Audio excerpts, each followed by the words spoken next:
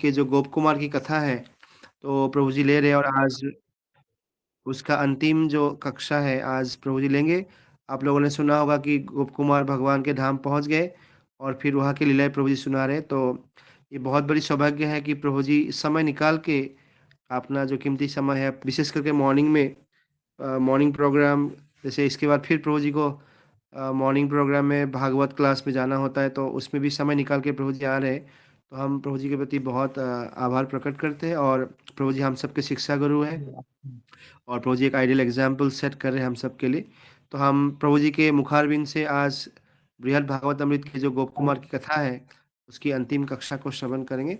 तो सभी लोग अपना माइक अनम्यूट करके प्रभु जी का स्वागत करें और सभी लोग अपने वीडियोस भी ऑन करें ताकि प्रभु जी आप सबको देख भी पाए।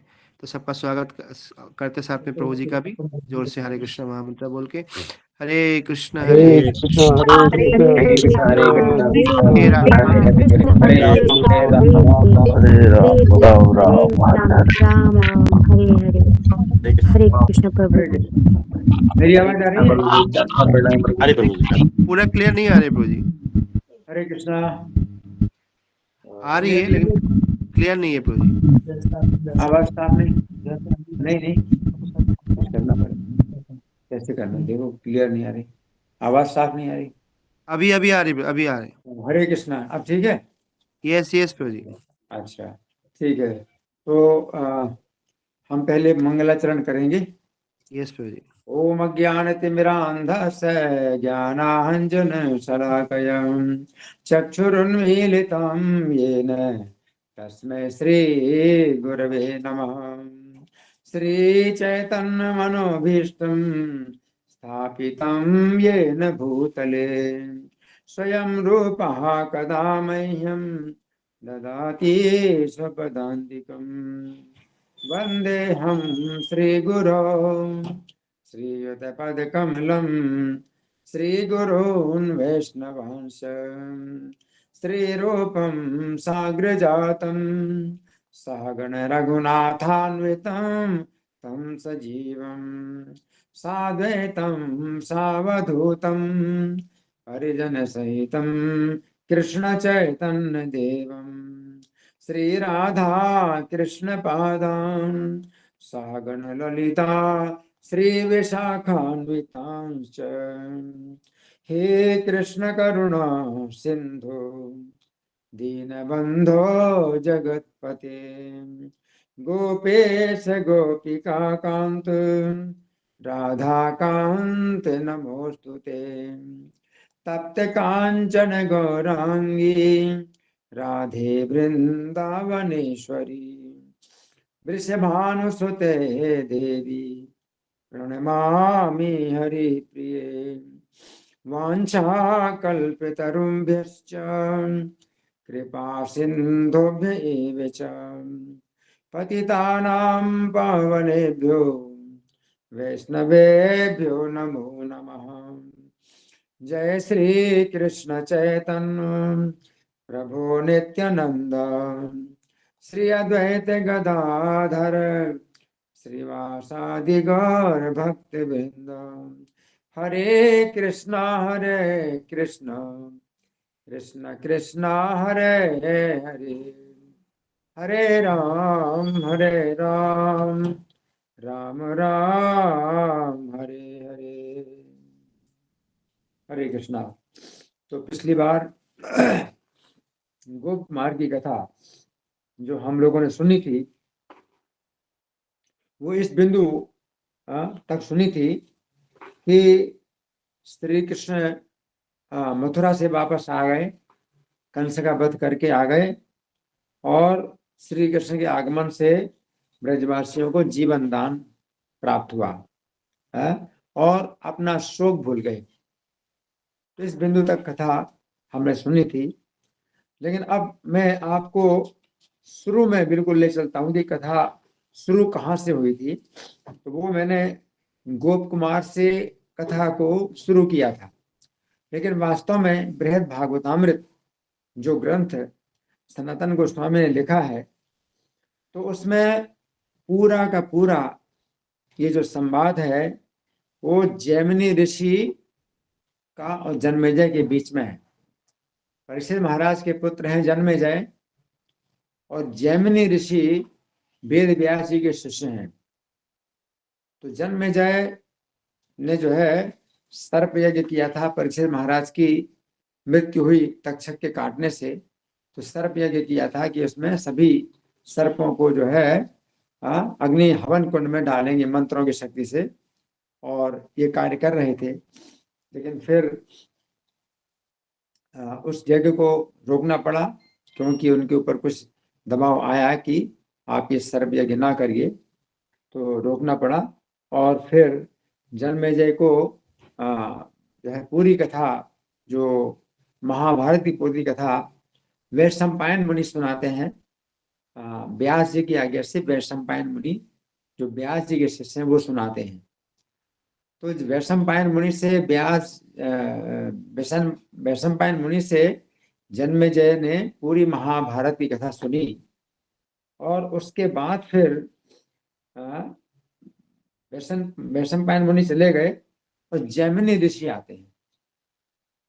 तो जैमिनी ऋषि आते हैं, तो ये बृहद भागवतामृत की जो कथा है, ये जैमिनी ऋषि जन्मेजय को सुनाते हैं। तो उसमें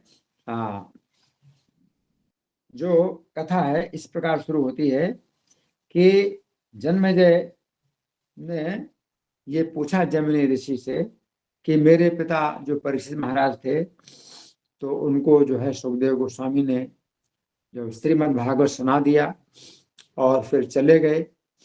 तो उसके बाद फिर क्या घटना हुई?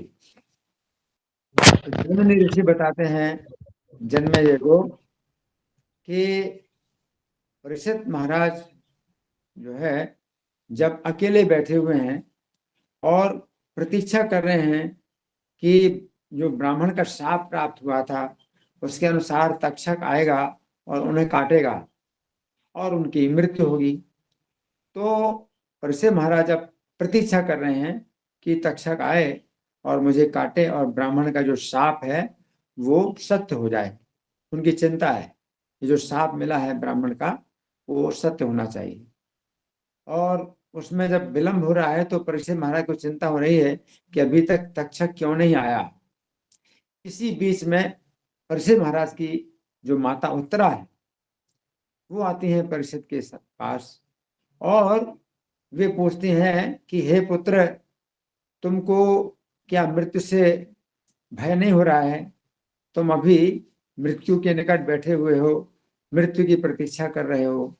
तो परीक्षित महाराज ने कहा कि माता, मुझे कोई भय नहीं हो रहा है, सुखदेव गोस्वामी ने मुझे श्रीमद् भागवत जो सुनाया है, तो अब जो है मैं अपने स्वरूप में स्थित हो गया हूँ और मुझे कोई भय नहीं है। तो उत्तरा कहती हैं कि बेटा, तुमने क्या सुना सुखदेव गोस्वामी से, मुझे भी सुनाओ। तो परीक्षित महाराज कहते हैं कि माता, मैंने तो 7 दिनों तक श्रीमद् भागवत की कथा सुनी, तो इतनी विस्तृत कथा अब तो समय नहीं है कि मैं सुनाऊं आपको, लेकिन मैं उसका जो है जो सार वस्तु है वो सुनाऊंगा। तो जो श्रीमद् भागवत की जो सार वस्तु है वो जो है परीक्षित महाराज सुनाते हैं। तो परीक्षित महाराज जब सुनाते हैं तो वो कथा प्रारंभ होती है कि मथुरा में एक ब्राह्मण है, जन शर्मा नाम के ब्राह्मण हैं, और वो जो है मथुरा के रहने वाले हैं, और वो जो है मथुरा से आए यहाँ पर ब्रज में, और ब्रज के जो स्थान है उनका दर्शन करते हैं, और उनके मन में बड़ी जो है पवित्र जिज्ञासाएं होती हैं। तो उन्होंने एक बालक को देखा जो कि गोप कुमार है।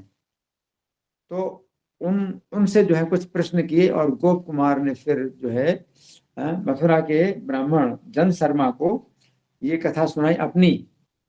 तो जो मैंने कथा शुरू की थी पिछले से पिछली कक्षा में कि गोप कुमार जो कि गोवर्धन में इनका जन्म हुआ था, और गोप कुमार ने जो है एक साधु को देखा जो कि शालिग्राम की पूजा कर रहे थे, और फिर गोप कुमार फिर प्रयाग में गए। प्रयाग में राजा के जो है महल में देखा बड़ा मंदिर है, गोप कुमार ने वहां भगवान की पूजा देखी।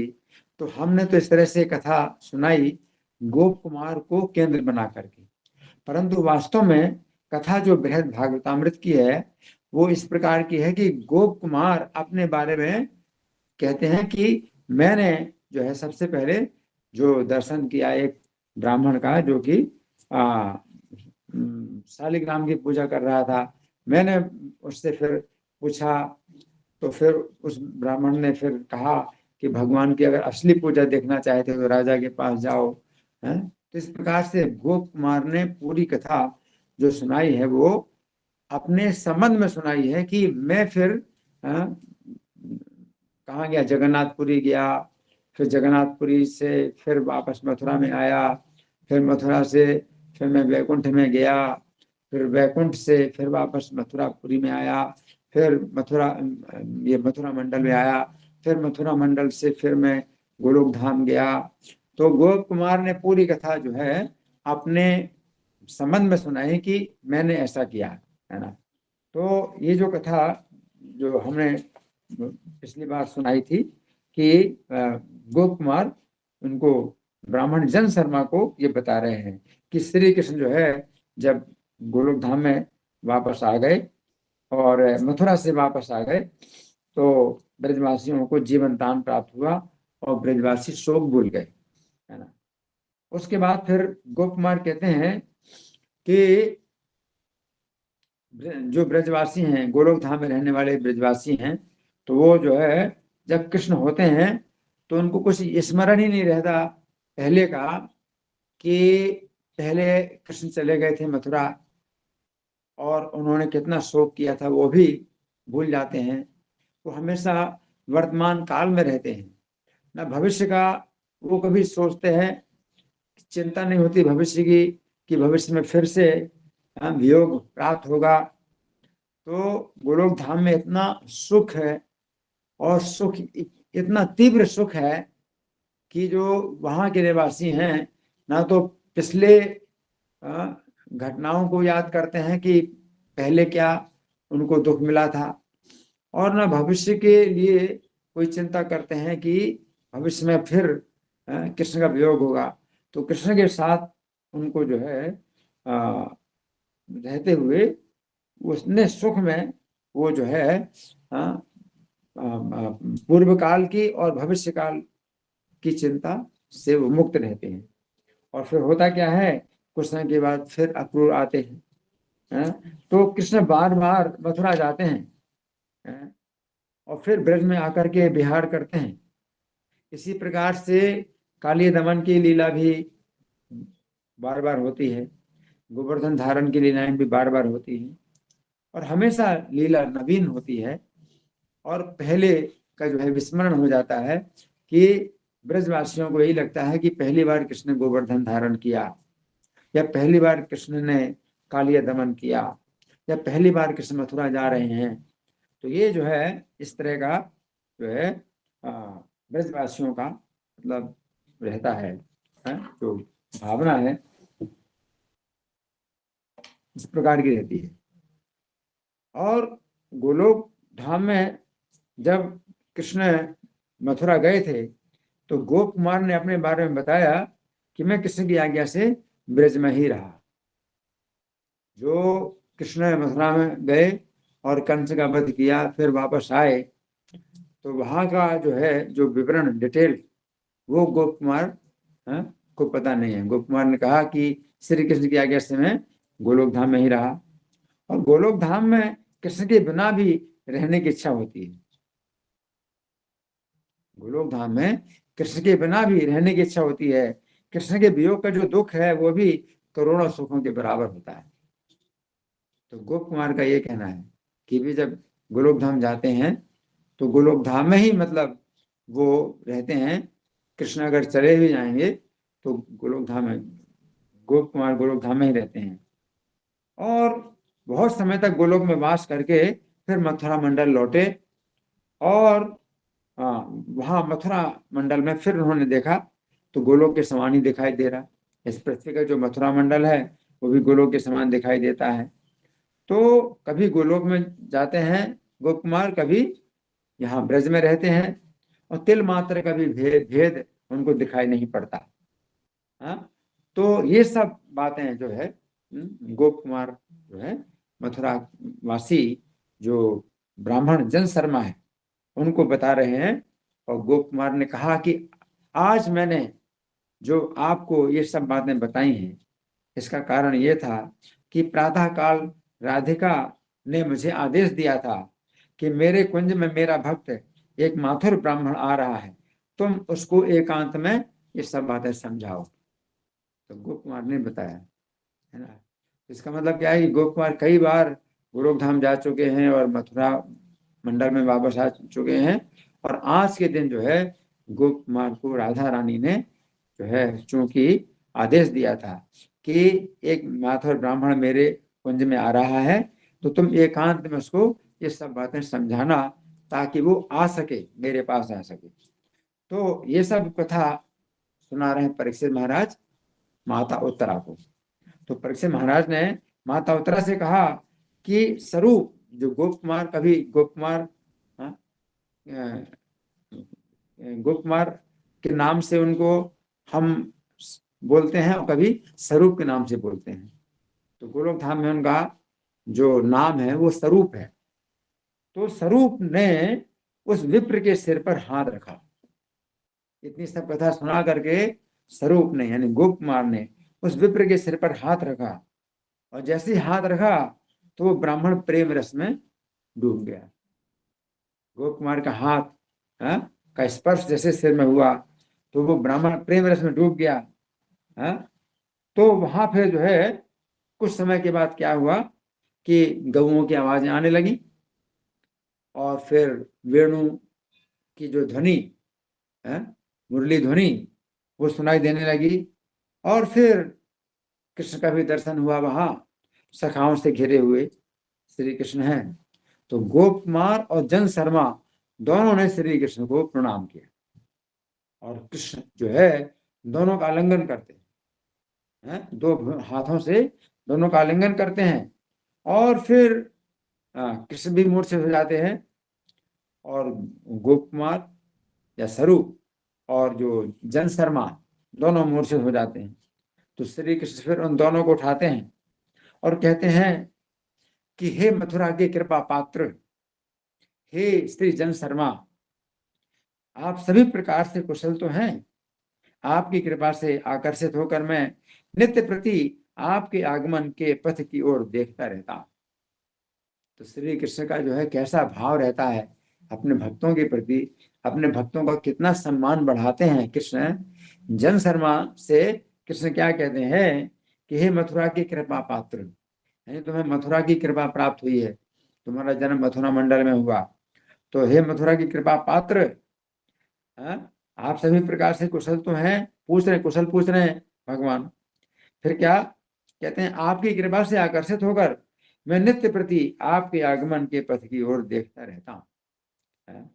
तो जन शर्मा जो ब्राह्मण थे भगवान की ये बात सुनकर के प्रेम के आनंद के कारण कुछ भी बोल नहीं सके, कुछ भी नहीं बोल सके। और श्री कृष्ण भी सोचते हैं कि मैं क्या दूं। श्री कृष्ण को कुछ सूझता नहीं है कि मैं जन शर्मा को क्या दूं। तो श्री कृष्ण ने अपने आभूषण उतार करके उसको पहनाए। फिर स्वरूप को अपने साथ लिया, जन शर्मा ब्राह्मण को अपने साथ लिया और अपने सखा जो है बलदेव जी के साथ में जितने सखा हैं उन सबको लेकर के जल में विहार किया। फिर दोपहर का भोजन यमुना के तट पर किया सब सखाओं के साथ। उसमें गोप कुमार भी हैं, स्वरूप और जन शर्मा ब्राह्मण भी हैं। और गोप सखा जो है क्या करते हैं, जो मीठे मीठे फल होते हैं थोड़ा सा चख करके श्री कृष्ण को खिलाते हैं। तो श्री कृष्ण इतने उनके निकट हैं कि थोड़ा चखा कोई फल और बहुत मीठा है तो कृष्ण को देंगे, कृष्ण ये तुम लो। तो अपना जो है चखा हुआ फल कृष्ण को खिलाते हैं। और श्री कृष्ण ने जन शर्मा को स्वरूप के हाथों में सौंप दिया। अब जो है ये लीला जो है जब समाप्त हो गई भोजन की तो श्री कृष्ण ने जन शर्मा को स्वरूप के हाथों में सौंप दिया और संध्या के समय गोकुल में प्रवेश करके विहार करने लगे, है ना। तो इस तरह से जो है ये जो मतलब कथा है जो सुनाई इन्होंने जैमिनी ऋषि ने सुनाई। तो अब जन्मेजय जो है जैमिनी ऋषि से कहते हैं, जन्मेजय जैमिनी ऋषि कहते हैं कृतार्थोस्मि निश्चितो भगवन गुरो गुह्यम गोलोक महात्म्यम यदहम सेवितस्त्वया। जन्मेजय कहते हैं कृतार्थोस्मि कि मैं कृतार्थ हो गया निश्चितो भगवान गुरु। तो हे गुरु भगवान है, मैं जो है निश्चित रूप से कृतार्थ हो गया है। क्यों? क्योंकि गुह्यम गोलोक के महात्म्यम, ये बड़ा जो है जो गोपनीय है, गोलोक का महात्म्य है, यदहम सेवितस्त्वया, आपने मुझे जो है इस महात्म्य का सेवन कराया है। तो जैमिनी उत्तर देते हैं, जैमिनी मुनि उत्तर देते हैं ताताथ सत्यम यद भक्त्या श्रवणादपि कीर्तनात् आख्याया अस्याख्यानस्य वा ध्यानात् तत्पदम लभते नरः। तो जैमिनी कहते हैं कि हे तात, ये जो जन्मेजय हैं परीक्षित के जो पुत्र हैं, जैमिनी ऋषि कहते हैं हे तात तुम सचमुच कृतार्थ हो गए। ताताथ सत्यम, ताताथ सत्यम, अताथ का मतलब बोल रहे हो, हे तात तुम बोल रहे हो सत्यम, सत्य बोल रहे हो। जैमिनी ऋषि कहते हैं जन्मेजय को हे तात तुम सत्य बोल रहे हो, है ना। तो जो तात शब्द होता है ये अपने बहुत ही स्नेह की जो पात्र होते हैं उनको बोला जाता है? वो ये तात शब्द जो है भगवान कृष्ण भी अर्जुन को बोलते हैं, नहीं कश्चित कल्याण कृत दुर्गतिम तात गच्छति, तो अर्जुन को तात बोलते हैं। अर्जुन को जब बड़ी चिंता होती है कि कोई श्रद्धा, उसकी योग में श्रद्धा होती है परंतु उसका मन भोगों में अगर लग जाता है तो फिर उसको परम गति नहीं प्राप्त होगी, तो क्या गति प्राप्त होगी। तो अर्जुन की जो चिंता है, तो भगवान अर्जुन की चिंता मिटाने के लिए, अर्जुन के ऊपर स्नेह प्रकट करने के लिए तात शब्द का प्रयोग करते हैं। पार्थ नैवेह नाम उत्तर विनाश विद्यते नहीं कल्याण कृत कश्चित दुर्गतिम तात गच्छति। तो वो तात शब्द जो है भगवान कृष्ण अर्जुन को बोल रहे हैं, और यहाँ पर तात शब्द जैमिनी ऋषि जन्मेजय को बोल रहे हैं। क्या कहते हैं? ताताथ सत्यम, कि हे तात तुम सत्य बोल रहे हो, यद भक्त्या श्रवणादपि कीर्तनात्, क्योंकि भक्ति पूर्वक अगर ये जो कथा है इसको श्रवण किया जाए अथवा कीर्तन किया जाए यानी सुनाया जाए, अगर भक्ति पूर्वक इस कथा को सुनना जाए या सुनाया जाए, अस्याख्यानस्य वा ध्यानात्, अथवा ध्यान किया जाए। तो तीन कार्य हैं इस कथा के संबंध में। पहला है सुनना, और दूसरा इस कथा का दूसरा कार्य है सुनाना, और तीसरा इस कथा का कार्य है ध्यान करना। तो श्रवणात् अपि कीर्तनात् वा ध्यानात्, अथवा ध्यान से तत्पदम लभते नरः, वो मनुष्य है उस पद को प्राप्त कर लेता है, गोलोक धाम के पद को प्राप्त कर लेता है। तो जैमिनी ऋषि कहते हैं हे तात तुम सचमुच कृतार्थ हो गए हो, क्योंकि जो कोई भी इस गोलोक महात्म्य रूप कथा का भक्ति पूर्वक श्रवण कीर्तन या ध्यान करेगा तो निश्चय ही गोलोक धाम रूप परम पद को प्राप्त करता है ना।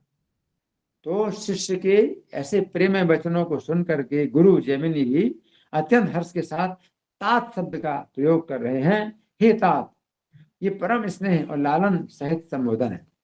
जहां बच्चे का जो है बड़ा लालन पालन किया जाता है तो तात शब्द का प्रयोग किया जाता है। और तात शब्द का प्रयोग जो है अपना, ये एक बच्चा है वो अपने पिता को भी कर सकता है, बड़ा भाई अपने छोटे भाई को कर सकता है, छोटा भाई अपने बड़े भाई को कर सकता है। तो तात शब्द जो है पुरुषवाचक है, लेकिन कोई भी छोटा अपने से बड़े को और कोई बड़ा अपने से छोटे को प्रयोग किया करता है। ये तात शब्द का प्रयोग जो है अनेक स्थानों में प्राप्त होता है। तो फिर जैमिनी ऋषि जो है भगवान कृष्ण का अंतिम श्लोक में जो है नमस्कार करते हैं, भगवान कृष्ण को नमस्कार करते हैं। तो क्या कहते हैं, तस्मै नमोस्तु निरुपाधि कृपा कुलाय श्री गोपराज तनयाय गुरुत्तमाय यह कारयन निज जन्म स्वयमेव भक्तिम तस्यास्ति तुष्यति यथा परमोपकर्तुः।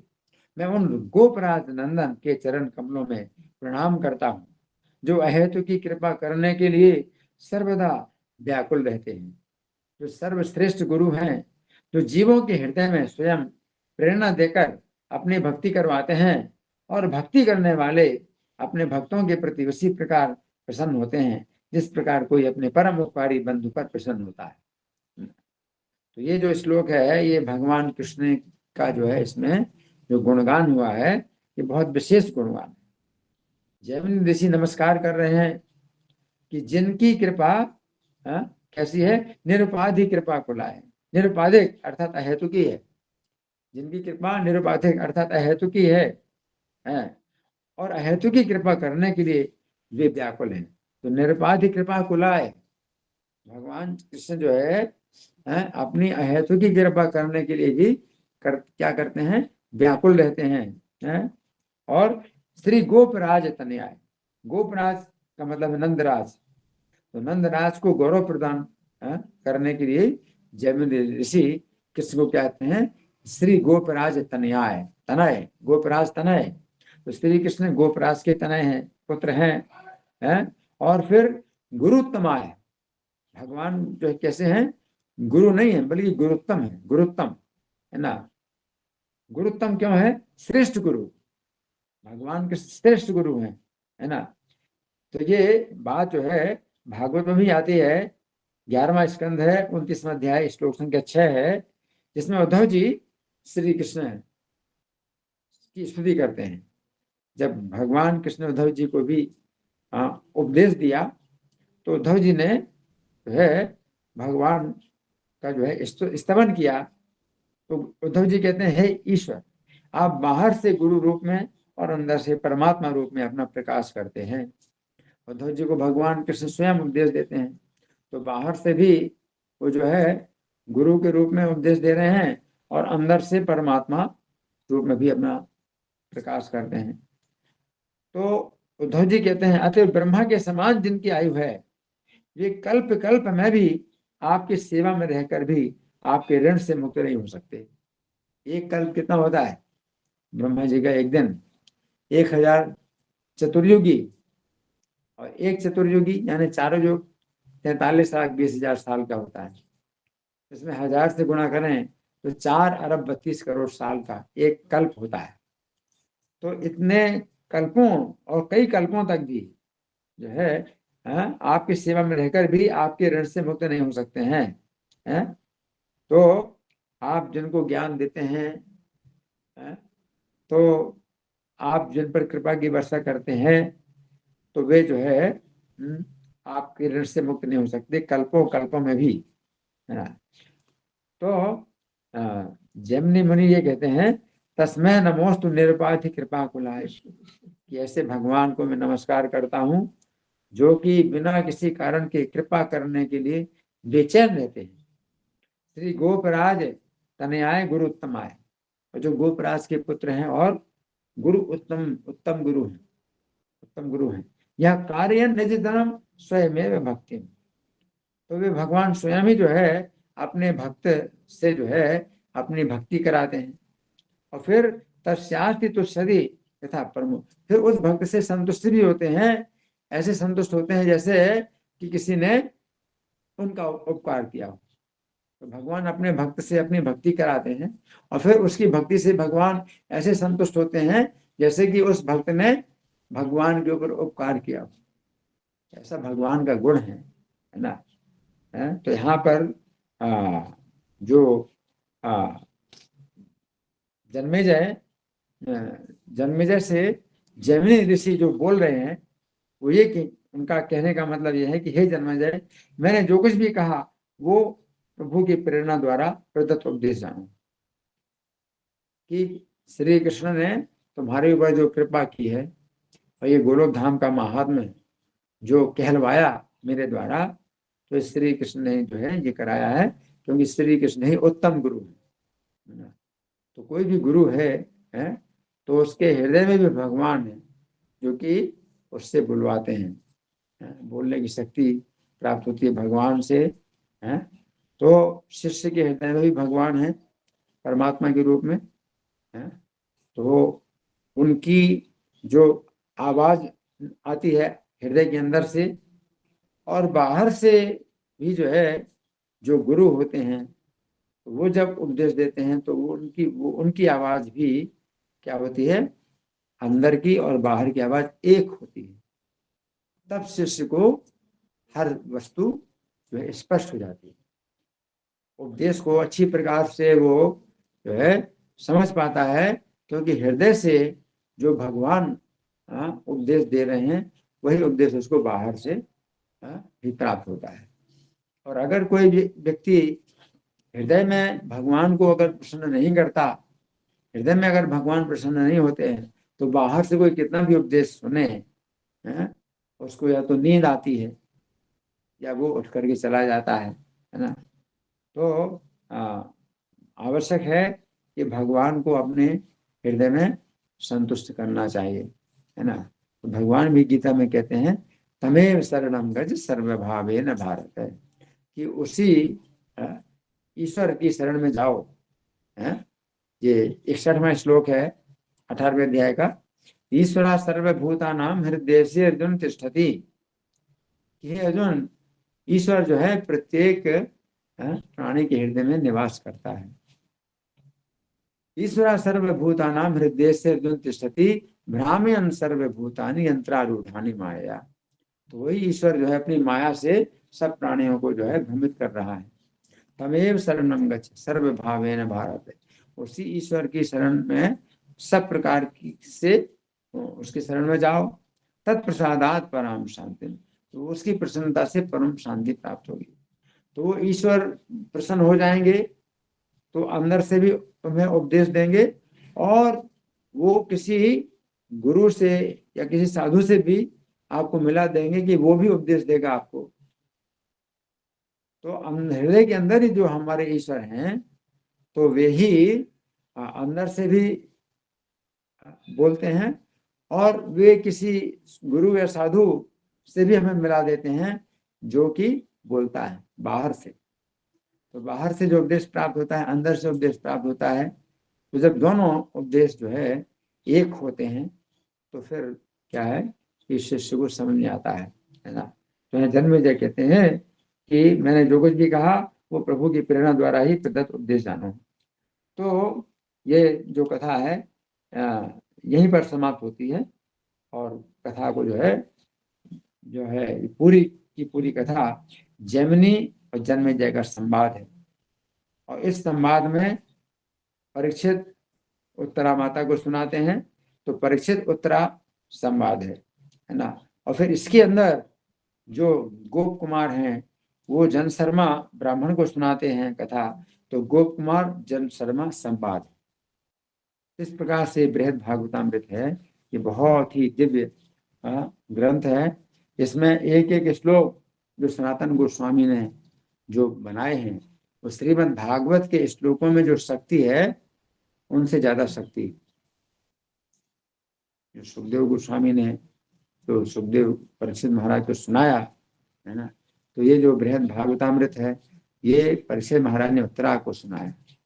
तो उत्तरा को जब सुनाया तो उत्तरा के पास इतना समय नहीं था, या परीक्षित महाराज के पास इतना समय नहीं था, क्योंकि वे अब प्रतीक्षा कर रहे हैं तक्षक की कि तक्षक आएगा 7 दिनों के बाद और उनको शरीर छोड़ना है। तो उसी में जो है ये कथा ऐसी सुनाई क्योंकि श्रीमद् भागवत में नहीं मिलती है गोप कुमार की कथा। लेकिन इस कथा से जो है मतलब क्या है कि जितना श्रीमद् भागवत को परीक्षित महाराज ने सुना और उससे जो अनुभूति उनको प्राप्त हुई, वो दिव्य अनुभूति, वो एक बिल्कुल अलग ही अनुभूति है परीक्षित महाराज को जो प्राप्त हुई, जिसमें कि उन्होंने ये कथा जो सुनाई, गोप कुमार की कथा सुनाई। अब ये कहें कि परीक्षित महाराज को किसने सुनाई, तो यहाँ पर जो है इसका उत्तर यही मिलता है कि परीक्षित महाराज को ये सुखदेव गोस्वामी ने कथा नहीं सुनाई, लेकिन सुखदेव गोस्वामी कथा का जो एक प्रकार का फल है वो जो है प्रकट हुआ परीक्षित महाराज के हृदय में।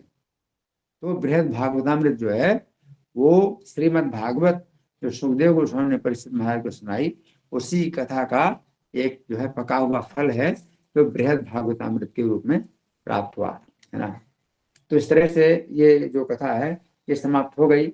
और अब आप लोगों की ओर से कोई प्रश्न है, कोई चर्चा है, कोई मंथन है, इस कथा में जो है बहुत जो है अनुभूतियां हैं और काफी उसमें क्रम प्राप्त होता है कि गोप कुमार को जो है कर्म कांड का भी अनुभव होता है और फिर ज्ञान कांड का अनुभव होता है, इसके बाद फिर उपासना कांड फिर जो है वो मुक्ति का जो है अनुभव करते हैं।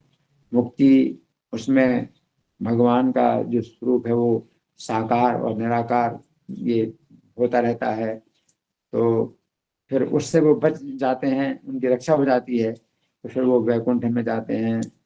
फिर वैकुंठ में जो है उनको जो भगवान का विरह सताता है और फिर श्री कृष्ण की भी वो लीलाएं देखने को नहीं मिलती हैं जो अपने सखाओं के साथ वो ब्रज में करते हैं।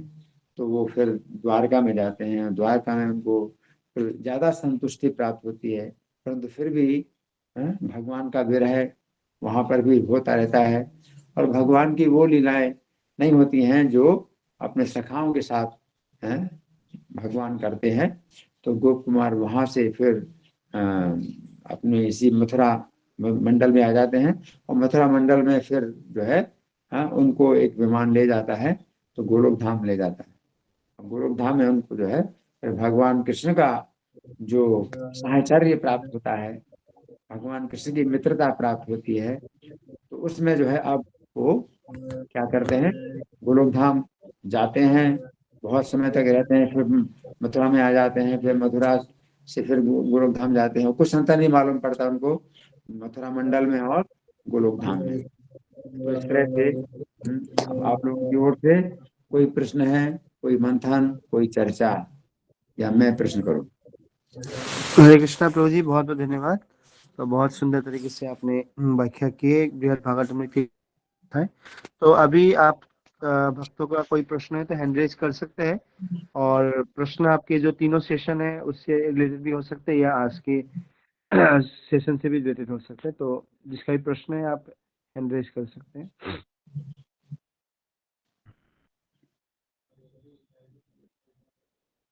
तो मैं प्रश्न करूं? सदानंद बोलू जी का प्रश्न है। हरे कृष्णा प्रभु जी, धन्य प्रणाम। हरि बोल। हाँ प्रभु जी महाराज, हरे कृष्णा, धन्य प्रणाम।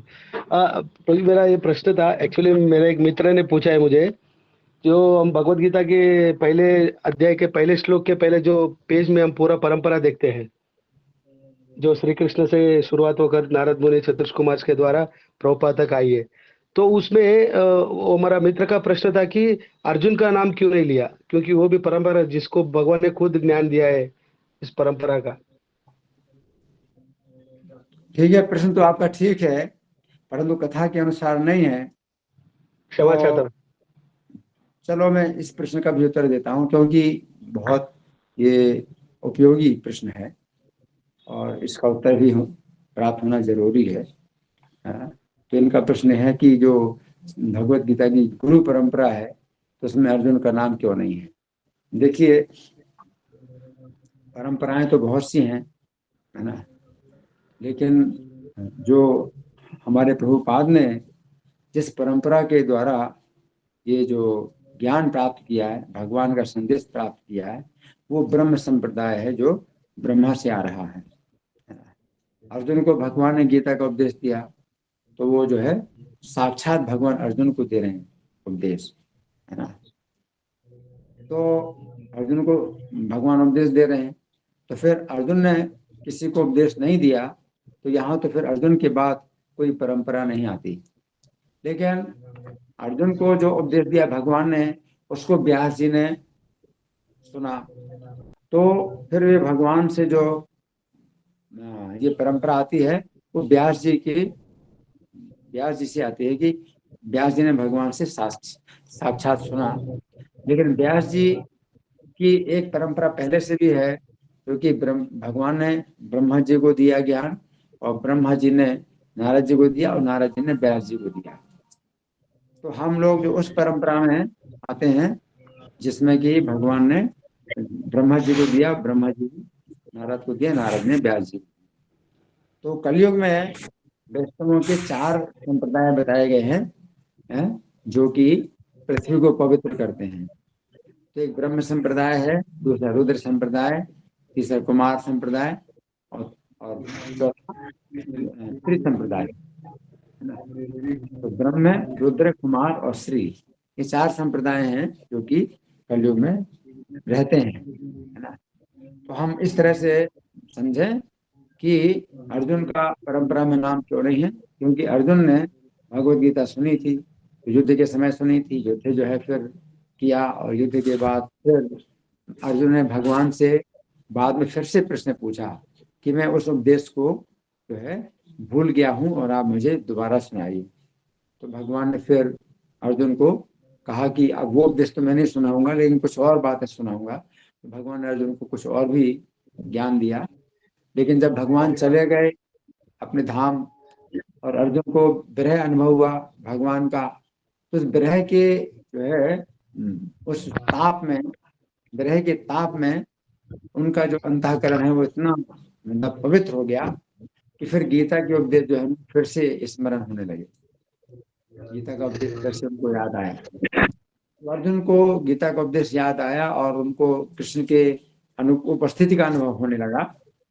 लेकिन फिर ये नहीं मतलब कहीं पर वर्णन आता है कि अर्जुन ने किसी को उपदेश दिया। तो जो परंपरा है जो कलयुग में केवल 4 ही परंपराएं हैं, तो जिनके माध्यम से हमें भगवान का संदेश प्राप्त होता है। ठीक है, बहुत बहुत धन्यवाद महाराज जी, बहुत आभार। हरे कृष्णा। धन्यवाद। प्रभु जी जैसे ये बृहद भागवतम की कथा जैमिनी ऋषि जन्मेजय को बताते हैं, तो ये तो बहुत ही गुह्य कथा है, और सब जो भी भक्ति से रिलेटेड जितना भी तत्व है और गोलोक वृंदावन तक, तो जैमिनी ऋषि ने जैसे मीमांसा का शिक्षा दिया, तो जैमिनी ऋषि भी क्या शुद्ध भक्त है प्रभु जी? ताकि क्योंकि इसमें तो जैसे वर्णन आ रहा है कि पूरा वो शुद्ध भक्ति का वर्णन कर रहे, तो इसमें थोड़ा आप बता हाँ सकते हैं? अच्छा प्रश्न है आपका। देखिए, जैमिनी ऋषि जिन्होंने मीमांसा, कर्म मीमांसा का सिद्धांत दिया, तो इसमें एक तो शंका है कि वो कोई दूसरे जैमिनी हैं या व्यास जी के शिष्य जैमिनी हैं, शंका है इसमें। और अगर मान लीजिए कि व्यास जी के शिष्य ही हैं जैमिनी, तो पहले उन्होंने कर्म मीमांसा का सिद्धांत दिया, लेकिन बाद में वो जो है व्यास जी के शिष्य हुए और फिर उनको जो है जो अनुभूतियां हुई और वो मतलब शुद्ध वैष्णव बने, तो वो भी हो सकता है कि बाद में वो शुद्ध वैष्णव बने। तो जो भी हो, लेकिन जैमिनी जो है जब व्यास जी के शिष्य बन गए और उनको जो है सब अनुभूतियां प्राप्त हो गई, तो फिर वो अलग जो है उनका ज्ञान है बिल्कुल अलग ही है।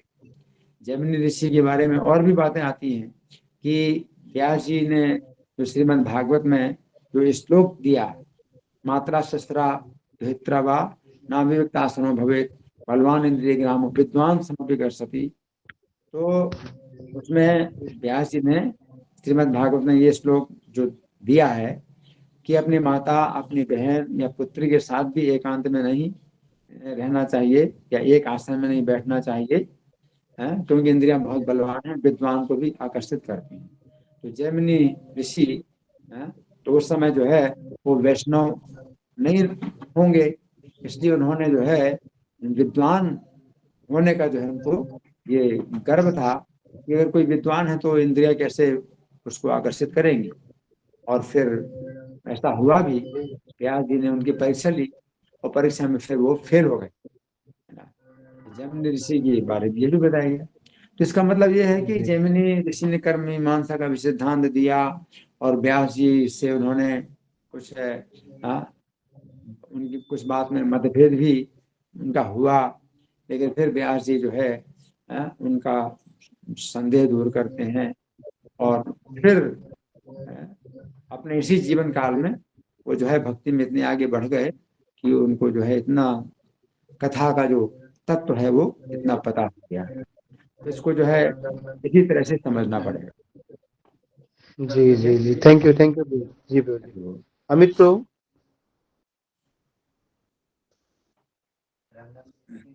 अमित प्रभु। हरे कृष्ण प्रभु जी, दंडवत प्रणाम। प्रभु जी, जैसा आप बता रहे थे कि जो हमारे हृदय में जो भगवान है उनको संतुष्ट करना चाहिए, तब जो है हमें बाहर से भी गुरु या साधु हमें उस तरह से ज्ञान मिलता है, और जब दोनों मिलता है तो हम संतुष्ट हो पाते हैं। गुरु जी, कैसे प्रसन्न करना चाहिए हमारे हृदय में? धन्यवाद। देखिए, ऐसा है कि भगवान हृदय में पहले से ही प्रतीक्षा कर रहे हैं, जीव की प्रतीक्षा कर रहे हैं। भगवान फोर्स नहीं करते हैं किसी भी जीव को कि उनकी शरण में आए, है ना। भगवान चाहे तो फोर्स कर सकते हैं प्रत्येक जीव को, लेकिन प्रेम में जो है यही कमजोरी होती है कि फोर्स नहीं होता। और जीव जो है भगवान की दी स्वतंत्रता, जो प्रेम का लक्षण है, भगवान की दी हुई स्वतंत्रता का दुरुपयोग करता है और वो जो है भगवान से दूरी बनाता है। तो भगवान जो है परमात्मा के रूप में जीव के साथ रहते हैं, तो वे दूरी नहीं बनाते, लेकिन जीव दूरी बनाना चाहता है तो वे जो है छिपे रह करके जीव को गाइडेंस देते हैं। और जीव जो है जब तक इच्छा करता है कि मुझे इस प्रकार से सुख मिलेगा, उस प्रकार से सुख मिलेगा, संभावना करता है कि अगर मुझे ये चीज मिल जाए, मुझे वो ऐसा स्थिति मिल जाए तो मैं सुखी होऊंगा। तो भगवान से दूर रह करके जीव की जितनी भी जो है इच्छाएं हैं कि जिनसे वो सोचता है कि मैं सुखी हो जाऊंगा, तो भगवान जो उसकी इच्छा को पूरी करते रहते हैं, उसी स्थिति में डालते हैं। तो उसके कर्म के अनुसार उसकी दुर्गति भी होती है, उसकी इच्छाओं के अनुसार भी जो है उसको जो है भगवान गति प्रदान करते हैं, और परमात्मा के रूप में उनका कोई फोर्स नहीं होता है। लेकिन जीव ही जब इच्छा करता है, सोचता है कि मैं जितना प्रयास कर रहा हूँ वो जो है मेरे दुख को ही बढ़ा रहा है, और किसी भी प्रयास में मुझे सुख नहीं मिल रहा है। तो जैसे ही जीव के अंदर ये आता है कि यहाँ पर सुख कहाँ मिल सकता है, असली सुख कहाँ मिल सकता है, मैं दुखों से कैसे छूट सकता हूँ, जितना मैं सुखों को प्राप्त करने का प्रयास कर रहा हूँ उतना मुझे दुख मिल रहा है। तो परमात्मा हृदय में जो है जीव को किसी साधु या गुरु से मिला देते हैं। तो परमात्मा को जो है कुछ प्रसन्न करने की आवश्यकता नहीं है। जीव के अंदर ये जो जिज्ञासा हो, यावन जिज्ञासत आत्मतत्वम, आत्म तत्व की जिज्ञासा हो जीव के अंदर, तो वो जो है परमात्मा उसको गाइडेंस देने लगते हैं। लेकिन बस यही है कि जो जीव है, तो माया के जो 3 गुण हैं, तो इनमें वो जो है जिस गुण को भोगना चाहता है उसी गुण में बंध जाता है। तो रजोगुण को भोगना चाहता है तो रजोगुण से बंध जाता है, काम शत्रु, क्रोध शत्रु, उसको पाप कराते हैं। तमोगुण को भोगना चाहता है तो तमोगुण में बंध जाता है, तमोगुण जो है उसको अज्ञान में डाल देता है। लेकिन जब सत्वगुण को भोगना चाहता है तो सत्वगुण उसको जो है निर्मल करता है और उसको जो है ज्ञान देता है। तो जब कोई जीव सत्वगुण के जो है संपर्क में आ जाए तो सत्वगुण उसको बांधता है, लेकिन वो बंधन किस प्रकार का होता है, ज्ञान का बंधन होता है, निर्मलता का बंधन होता है, और वो ना चाहते हुए भी वो इस दिशा में उसको खींचा जाता है कि उसको जानना है, आत्म जानना है, भगवद गीता का जो ज्ञान उसको जानना है, उसकी एक प्यास ऐसी बन जाती है। जबकि समाज में उसके कई बंधन होते हैं और उसको अपने पहले के कर्मों के कारण उसको बंधन में प्राप्त हुए हैं, तो बंधन के होते हुए भी वो जो है इस दिशा में वो खींचा जाता है, एक बंधन उसको मिलता है इस दिशा में सत्व गुण का, कि वो जो है आकर्षित होता है। तो ये जो है भगवान की जो है जो भगवान के बारे में जो जिज्ञासा जीव को अगर होती है, आत्म तत्व की जिज्ञासा होती है, तो सत्व गुण के कारण होती है। और सत्व गुण जो है ये 3 गुणों में से एक सत्व गुण भी है। ठीक है, thank you Prabhu ji. Hare Krishna. Thank you Prabhu ji. और किसी का प्रश्न है? ये क्या नाम है आपका? चित्तरंजन चंद्र प्रभु। चित्तरंजन। हरे कृष्णा दंडवत प्रणाम प्रभु जी। हरि बोल। तो मेरा प्रश्न है प्रभु जी कि जैसे हरे कृष्णा, मेरा प्रश्न है प्रभु जी कि दशा अपराध में एक अपराध है कि शास्त्रों और प्रमाणों का खंडन करना, और ये भी कहा गया कि मायावादी बात सुनने से सर्वनाश हो जाता है। और यहाँ पर कभी कभी प्रचार करने में जाने से ऐसा लगता है कि बहुत लोग इतनी प्रतिभा से भगवान के चीजों को अपने जो भी सीखे उसे खंडन करते हैं। तो उस स्थिति में क्या लगता है कि मतलब उसको भगवान ही वैसे बुद्धि देते होंगे उनको? ये भी तो सोचे, जैसे अभी आपने कथा में बताया कि इतनी प्रतिभा की भगवान की चर्चा करते हैं, जैसे हम लोग जो करते हैं, तो उसकी उसको भी तो भगवान नहीं बुद्धि देते होंगे। तो क्रोध नहीं आना चाहिए, बल्कि होना चाहिए अपने अनुसार से। आप आपका प्रश्न ये है कि जो 10 अपराध में बताया गया है कि एक अपराध है कि प्रामाणिक शास्त्रों का खंडन करना, है ना? और फिर आपने क्या पूछा कि जो लोग आप प्रचार में जिनसे मिलते हैं तो उनको भगवान कैसी बुद्धि देते हैं? आप फिर से बताइए। ये मुझे ऐसा लग रहा है कि वो जो तर्क करते हैं, वो जो बहुत कुछ बताते हैं, तो वो बुद्धि भी भगवान ही उनको देते हैं। तो इनका यही प्रश्न। नहीं, तर्क देखिए, एक तर्क होता है कुतर्क। अगर वो कुतर्क करते हैं और जिसमें कि शास्त्रों का खंडन हो रहा है, तो भगवान जो उनको बुद्धि देते हैं, तो उसको आप ऐसा समझिए कि माया प्रहत ज्ञान, माया के द्वारा ज्ञान का अपहरण हो गया, तो वो अज्ञान है। तो उनको जो अज्ञान जो प्राप्त होता है, तो आप क्या कहेंगे? भगवान दे रहे हैं, वो भगवान की माया है।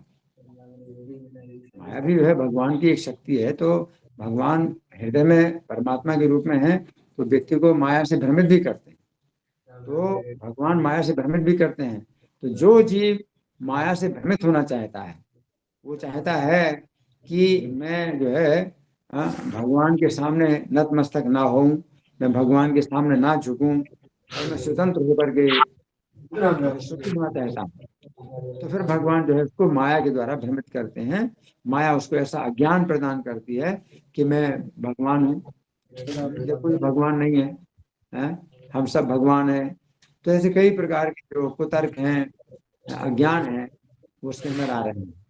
तो माया के द्वारा भगवान जो है उसको ऐसे अज्ञान प्रदान करते हैं।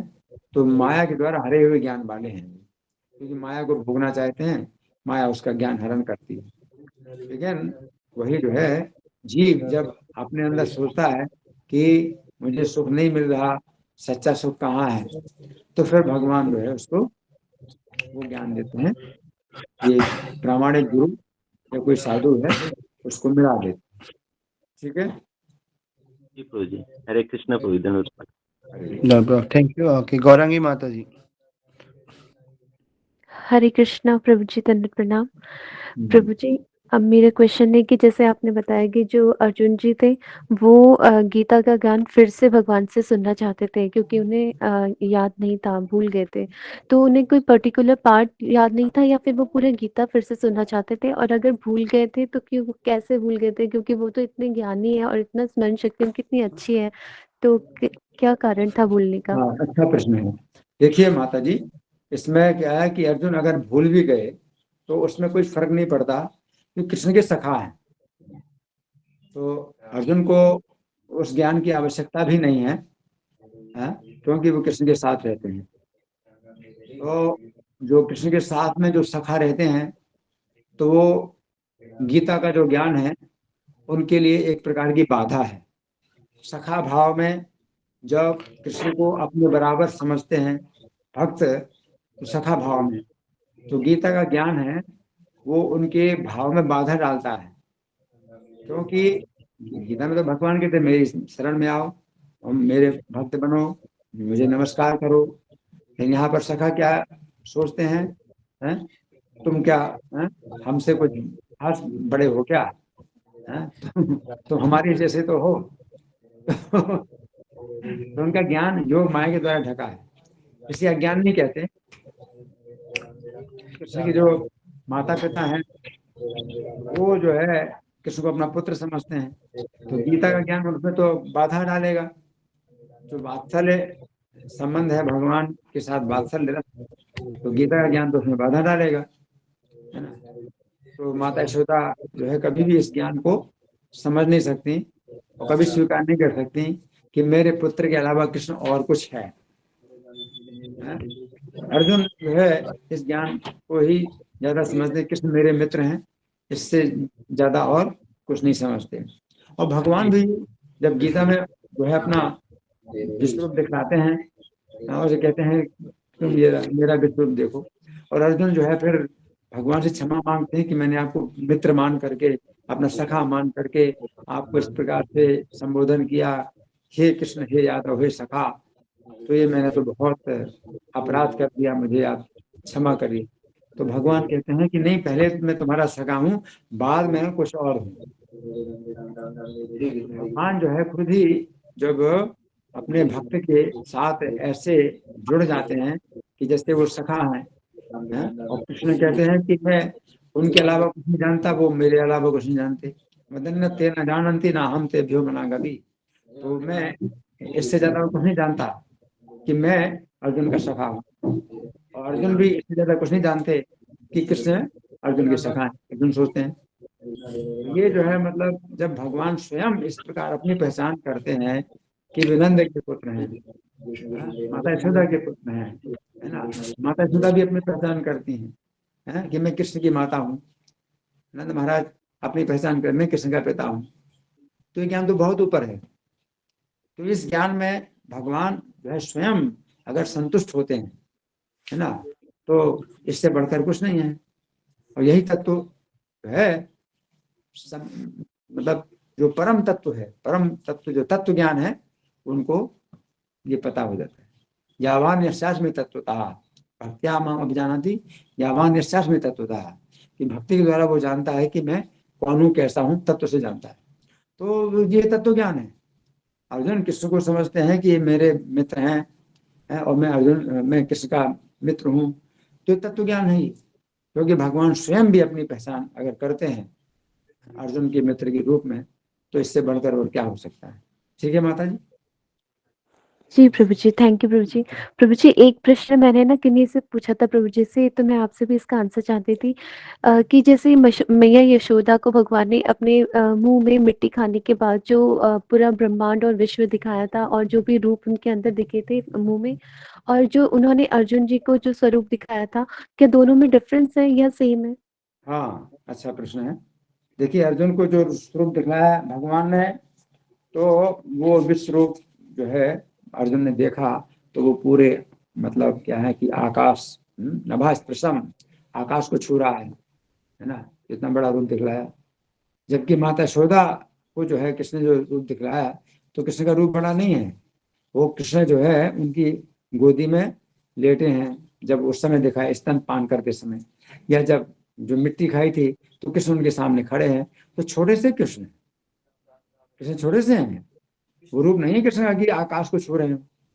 कृष्ण छोटे से हैं, और कृष्ण के छोटे से मुख में माता यशोदा ने सब कुछ देखा, और वो सब अपने बड़े रूप में देखा। माता यशोदा ने जो है अपने बड़े रूप में देखा। जैसे कि आप खिड़की, छोटी सी खिड़की से भी आप देखते हैं तो आपको जो है पूरी नदी और पहाड़ सब कुछ दिखाई पड़ता है।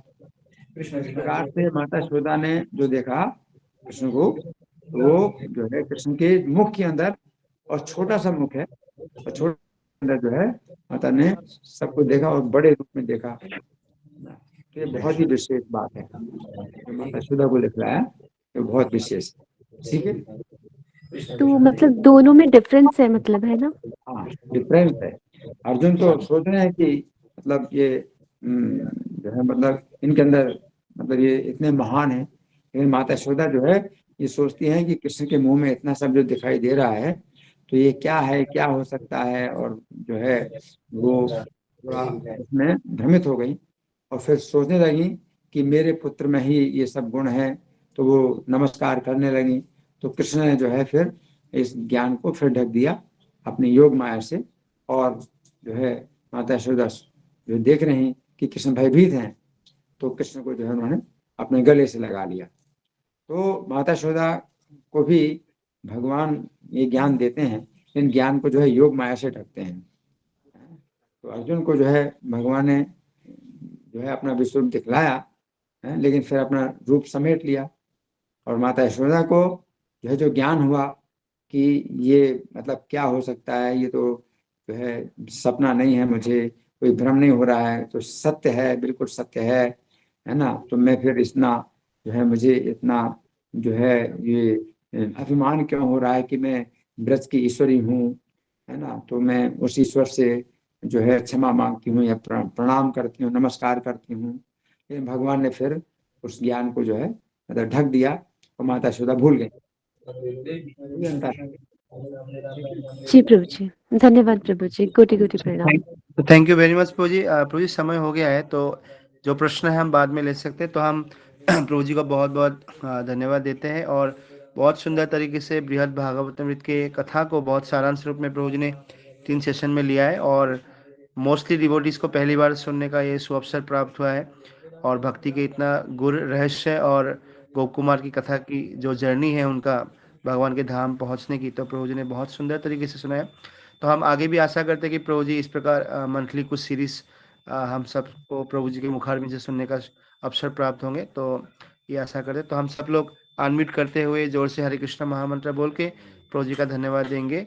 हरे कृष्णा हरे कृष्णा हरे कृष्णा कृष्णा कृष्णा हरे हरे राम हरे राम राम राम हरे कृष्ण कृष्णा। प्रभु जी की जय, श्रील प्रभुपाद की जय।